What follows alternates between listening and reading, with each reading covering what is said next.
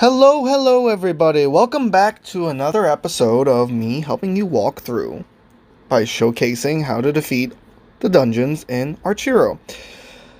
This is September 3rd, and so now we moved on to Lost Castle, and no joke, I was stuck on this map for about a month. The reason I paused thinking about that is because I've been stuck on Barrens of Shadow for about 2 months. And it doesn't look like I'm making any progress. But hopefully we don't have to get to that stage quite yet. I still have other things I want to cover in the game to help you guys out. Let's actually just pick up the boxes here. My gift for not playing. Take that. If we can upgrade anything. Let's take a look real quick. We can actually. So I like to upgrade my laser bat first. Because honestly, yes, it's supposed to be a weaker attack, but if you actually look at the stats, they're the same stats. And laser bat's attacks go through walls. So that's usually I'll always upgrade laser bat first, then do the Reaper. So it's like only upgrade ring. Range units seem to be most problematic, so I always will go with that. That's, if you guys were curious, like how I choose my upgrades for those rings and for my pets. That's the route I go. So let's just jump right into it. At this point, I trust fully that you guys can understand my decision making. There are new enemies in this map, so I shouldn't have to overly explain a lot of things. I did choose modes of shot because of, higher damage output. So these are laser bats. It's exactly what my pet does. Shoots a laser, aims a focus on you, and it goes through walls. So the best way to avoid it is you let it kind of focus on you and target, and then you move away, and you should got no problems with that one. I'm going to go with Shield Guard because I will actually need a defense in this level. I'm not sure if I can actually one-shot these stages anymore, because this stage is kind of difficult, but we'll give it a shot. We also have the Skeleton Warriors now, so they're not just like the little hobbly skeletons that walk around. These guys actually come for blood against your ass. Their attacks are kind of fierce, and so they just kind of walk right up to you, and then they'll just ram you with a spear. And it can get dangerous when there is multiple in the room. In this room, you also encounter the other ghoulie that I alluded to in the last video. It's the purple ghost ghoul. And so what it does is it shoots out, I'm sure you'll see it, there you go. It's like a double connected fireball that if you touch the ends or if you touch the middle, you're going to get sparked and it's going to hurt. And they actually do actively target you like the red ghouls. So try and take them out first when you're in the room. They're more dangerous than the laser bats in my opinion. I chose Blaze because of, we'll go to HP boost, I'm in full health. We chose Blaze because it's going to help with some burn DPS, which can help, here and there. Max HP. Can we actually watch this ad? It won't let me. That's so weird. Okay, ad's not ready. Game's broken. Okay. So we just got a room full of ghouls. And it's really it. Just got to keep your distance on that one. You should have no problems with this room. You kind of want to... My strategy for the skeletons is just kind of walk right past them because they're kind of slow moving. They can't hit you right away when you're next to them. You might take, bump damage from them. But that's about it. Walk right past them and then you can turn around, hit them real quick, and then move so that they don't actually turn to hit you. We leveled up again. I think that I'm actually going to take the freeze. Yeah, I'm going to go with freeze. Because it can slow down skeleton warriors, which can kind of help. A little bit of pause is always good. You can see it actually worked there. And I'm back at full health. Shield ate up that projectile. Okay. So I have the Archer boss. This creature is like the purple one. He has two kinds of patterns of attack, where he has one where he will shoot a lot of arrows, but they only bounce once off the wall. Then he has another one that he'll kind of combine where it will bounce off the wall a couple of times. Best thing I can say, easiest way to take him down. It's really hard to actually ace him without taking damage. We're not going to watch the ads. The best way to take him down is to just throw a couple arrows, or in my case, boomerangs, and then move. So throw, move, throw, move, throw, move, throw, move, and do that. Walk around in kind of clockwise. Obviously, watch where the reticle for the laser is going so that you don't move into a spot where the arrows are going to hit you, and you should be fine. He's not that hard of a boss. He's just hard to one-shot. Sorry, I misspoke. When I say one-shot, I mean he's hard to not take damage from. So it's really hard to earn the devil on that level because he's so tricky to not at least get hit once. But he's not a threat where you're usually going to die. I'm actually going to take diagonal arrows because this stacked with multi-shot is going to lead to a higher damage output. Now, there is obviously a new archer. Instead of it being the green archer shoots one arrow and the purple archer shoots, an arrow that bounces off the walls, you have just a catapult arrow. So it's a machine. And really just same thing with the laser bat. Let it kind of focus on you for a bit and then move at the last second. Stay in between those lines. I don't think, honestly, it's that hard to avoid. That is a bad positioning, so that you're going to get hit no matter what. But you want to avoid that. So you see, kind of just letting them target you for a second and then moving out the way. It's not really... It doesn't take that much of practice to get good enough to avoid them. I think it's best to kind of take out these guys first, since they target a large... They have diagonal arrows, essentially. A large space of the room. So, this is my strategy for it. See, these stages getting hard. If you remember from video 1, I didn't take any damage. And then really up until... I don't want any of that. Leveled up again. But now it's, hard for me to even not get hit. But I'm still gonna ace this, no problem, guys. Don't worry. I'm not gonna die on this stage. Slow projectile. We're gonna go with that one, because there is a trickier boss coming up. It's a new dragon, but not the big dragon from the last stage. Not the last stage, from the Royal Rumble stage. I don't know why I keep referring to it as the Royal Rumble stage. The dungeon, the other dungeon one that was 5 waves, that had the dragon in. It's not that kind of dragon. It's the dragon from the first stage. The one shoots fireballs, this one shoots thunder. So that one's coming up. Don't remember if this is a new enemy. I think it is. It kind of is like the boss from the Crystal Mines, the last stage. It spins around and shoots rocks. That's really about it. Keep your distance and you'll be able to avoid its projectiles so that you won't get hit. For a room like this, you want to utilize the cover, because their arrows do not go through the walls. So that's the best thing you can do so that you can avoid their attacks and not get hit. Because with so many starting in the room, it's easy for you to die real quick. Alright, I would advocate in a room like this taking out again the arrows first, because these rocks are sporadic, which means as long as you got your distance, you should be able to avoid them. But the laser focus from the archer machines is coming for you. So you want to be out of the way so that you don't get hit. They're usually the priority until a new enemy that shows up later in this level.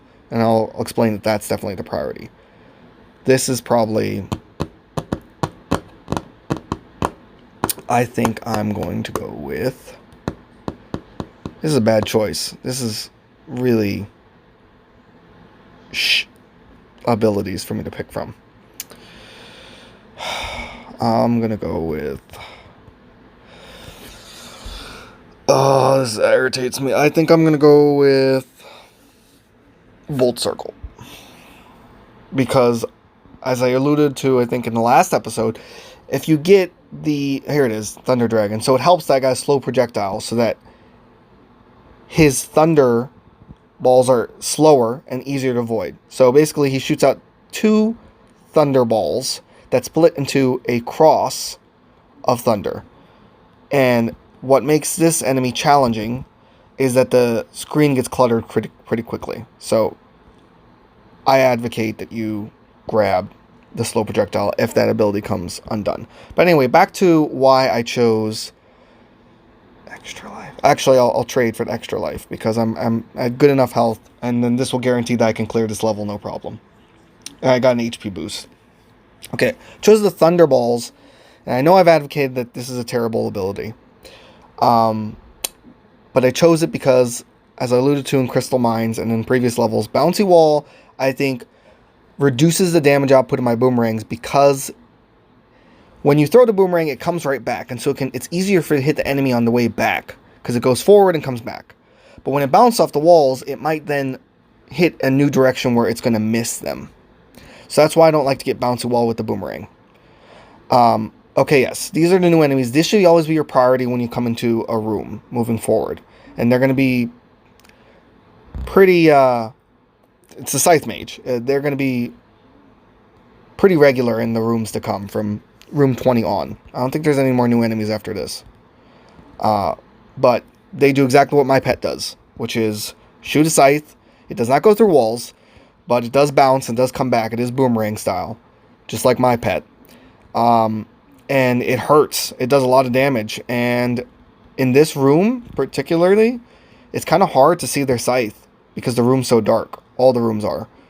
So try and knock them out first. That's my best advice I can give you because they actively aim for you too. All these enemies moving forward kind of like actively aim for you. They're actually trying to kill you. They're not just wandering around shooting attacks that might hit you or might not. Whereas like most enemies were kind of wandering and stuff and they just collateral damage, and then you had some enemies that did. It's like every enemy moving on is very much focused on trying to kill you.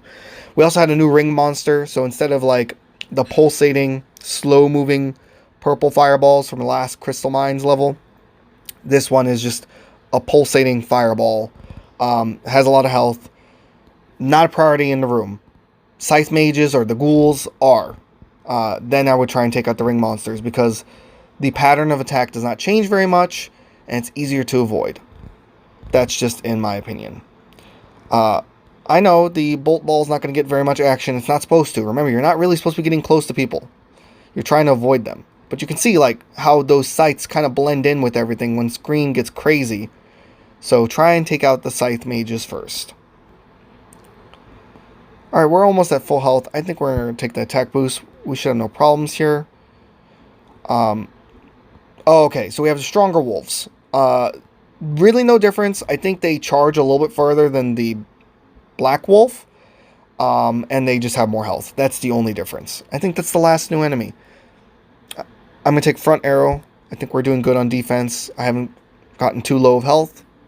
So I think we can handle going further. That's why I didn't take HP boost. I hope I explained enough of the Thunder Dragon. There's really not much to it. It's a trial and error kind of boss. As soon as you get used to and don't get freaked out from how much thunder's on the screen, it's pretty easy to avoid. Just I like to do a pattern of like moving. Say this is the big room. Moving here, letting them shoot fireball, thunderballs, and then moving here, and then kind of either moving a circle or moving back. And that way it's just a continuous pattern of the bolts going in the same direction more or less. So you don't clutter up the screen too much and you can see a pattern where you'd be able to maneuver through it. So really just trial and error on that Thunder Boss and you should have no problems with him. See, like you can see like how where there's multiple Scythe monsters, you don't know which ones are coming back and which ones are going forward sometimes. So again, I'm going to hammer down. They're going to nail you for a lot of health, and in the later levels, it's not going to be very beneficial. So try and knock them out first. Okay, we're coming up on a boss.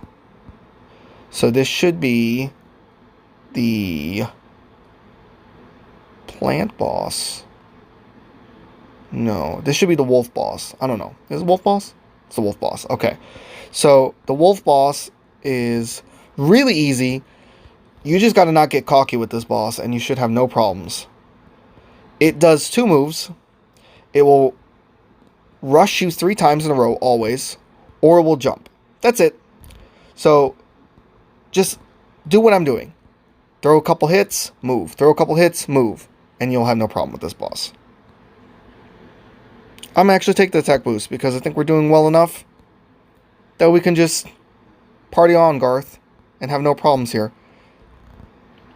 I wouldn't advocate for you to take 2 in this level, because you're going to need all the health you can get. But me, since I've been grinding Dungeon 7 for so long, and have maxed out a lot of my gear, I think I can handle it. Anyway, if you guys remember from my first episode, there's nothing else I'm really going to tell you about this, guys. I'll just let you watch the rest of this game, and if anything pops up, I'll share it with you guys. But let's have a little chat. If you guys remember, in my first episode, I'm going to go with Strongheart. Death Bomb's useless. Summon One-Eyed Bat's not going to really help me that much. But a little bit of health might help me. If you remember my first episode, I said to everyone of this series, I said, Hao Zhou Bujian. So, Hao Zhou Bujian is like long time no see. Fun fact, that's one of the few words that English actually adopted, because it literally means like long time no see in Chinese. So I speak a little bit. 我可以说有一点中文，但是我不是流利。我觉得有一天我的中文流利。So yeah, I was in Taiwan, so I can speak, but it's why I'm bringing this up is I was studying my Mandarin today, and fun stuff, right? So exciting. And I was, wow, might actually die here. It's a good thing I got the extra life, see? Smart planning. It's just really hard coming back from Taiwan to really find the time to practice. I'm actually taking the health. Not so much like I can't read the book, but I kind of just, speaking English all the time back in the States, it's kind of making it tricky to make sure I get all the practice I can. You see, a crowded room like this, I'm never staying still. That's the way, especially when I was getting low on health there. Don't stay still, throw a couple arrows, move. But yeah, like, I was just reading and studying today, and I just have no one to really speak with. I want to be fluent one day.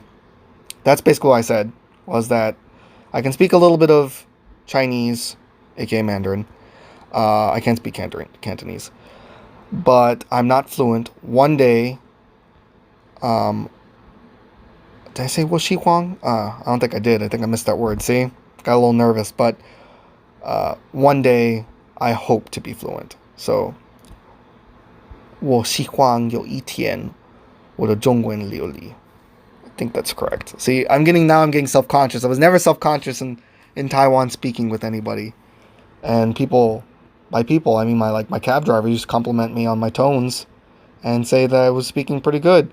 But now coming back, I'm just speaking nothing but English. So I'm going to probably find a way into finding a little language partner so I can work on my fluency a little bit more. There's only so much I can talk to myself in a room. I'm not just talking about where I'm playing the game and talking to you guys, because I'm technically talking to somebody who ever watches this video. But I mean, like, just literally reading out loud. I'm not really practicing it in a way that's beneficial, like real language, I need to find a language partner. Anyway, that's just the story of what happened today on September 2nd, 3rd. What is today? Today is Labor Day. September 2nd. Yes, it's September 2nd. I had to look at the calendar.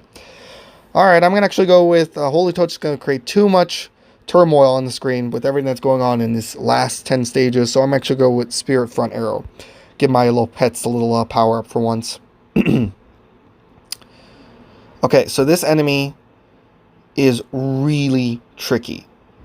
If it will actually do the move, I hope it will. Okay, yeah. So it shoots a big slow ball that will then split into balls. Little projectiles. And it summons little piranha plants. So take out the little piranha plants first, because then you're going to have too much to avoid, and you're not going to be able to avoid all the attacks, and you're going to get creamed. And you actually can't even clear the stage if you... oh, I got Crit Master, cool. You actually can't clear the stage if those don't die anyway. So try and move if you're focused on the big giant piranha plant, and focus on the little ones to get them out of the way. But yeah, really summons piranha plants and shoots a projectile that splits into small projectile balls. It's kind of like, if you can remember how to avoid the Dooku's, the giant Dooku's, or just the little blue Dooku's where they shoot the clockwise projectile. it's same kind of strategy you want to use. So just notice where it's falling, and remember it comes out in a clockwise, so you kind of want to position yourself here or here and in like an X shape so that you can avoid it. But yeah, take out the little guys first, or you'll have no chance of defeating the big one. That's the best advice I can give for that boss. I've died so many times to him. For so many times, I never got to the end to even see what the final boss is so I could prepare to then be able to win. Because, you know, trial and error, I need to trial and error the last boss so I can figure out the strategy to beat him. But I was constantly encountering the piranha plant and then dying a lot. So, that wasn't very helpful. That's kind of what helped me get stuck on this level for so long. Because I didn't even know what the final boss was. Couldn't even make it that far. I kept dying on that piranha plant. If you notice, I utilize cover here. Because all their attacks do not go through walls. Only the laser bats attacks go through walls. So remember, cover is important. Unless you're in a room like this where there's no cover. And then the only strategy is take out the ghoulies who try and kill you first. Which is going to be the ranged enemies, aka the purple ghouls. And don't worry about the skeletons so much. And you should be okay. It's all about being quick on your fingers. Using those reflexes. Using that cover. See, the rock monsters, they look scary because they're manic and they're shooting projectiles everywhere. Red rocks or whatever. But they're not actively aiming for you. Or at least the red rocks aren't. So they're more just a distraction. So just keep your distance and you should have no problem avoiding them. It's the archer machines, the green ghoul, the purple ghouls, and the scythe mages in reverse order. So scythe mage, purple ghouls, archer machines should be your priority when coming into these rooms. And skeletons really are not, because wow, I'm actually this is gonna be close. Did it. I'm gonna take the heal. But yeah, that should be your priority of attack for the enemies in this stage. And ooh, falling like crystal mines, there is, yeah, the skeletons are not super priority. These guys are. Woo! 1,000 health. Yeah, no problem. I hit max level. Okay, perfect. I get a health boost. I'm gonna take an I'm actually take HP boost. I wouldn't take these anyway. They suck, but I am gonna take that's gonna help me. I did not get very much scroll drops in this level. That's kind of disappointing. But yeah, skeletons shouldn't be your main concern. But yeah, if you remember from Crystal Mines, like I was saying, Crystal Mines sets a new precedent where there is not a treasure chest on level 49. So you have to be conservative of your health walking into that final boss. So I can hope that some of these enemies drop hearts, but most likely aren't. Kind of thing. Ooh, this is tricky. Ooh.